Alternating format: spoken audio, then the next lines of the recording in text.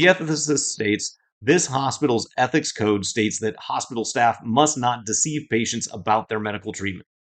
But we know that Dr. Ferris administered medication A to a patient and informed him that it would help him sleep.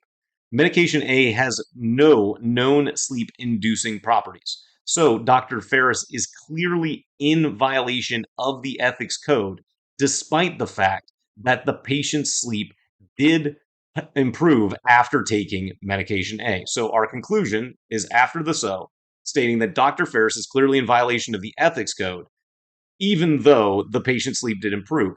And we know that Dr. Ferris gave medication A to the patient and said that it would help him sleep, but it has no known sleep inducing properties. So ultimately, there has to be some sort of side effect for medication A that would allow it to be sleep inducing, should be kind of the in real life prediction that we want to have in our mind as we move to our answer choices. So, choice A, if Dr. Ferris was aware that medication A had no known sleep inducing properties, well, then he is misleading the patient. So, this is actually going to be something that would strengthen the argument that Dr. Ferris is clearly in violation of the ethics code, and we can eliminate choice A for that reason.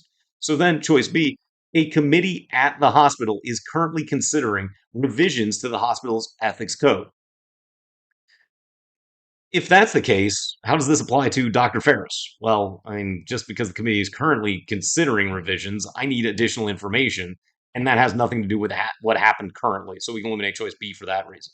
Next, choice C, medication A is a pain reliever that can indirectly lead to sleep due to a reduction in the patient's discomfort. Well, ding, ding, ding. And when you find something that matches your prediction, you can highlight that too as the reason to select. And yes, choice C is, of course, our correct answer.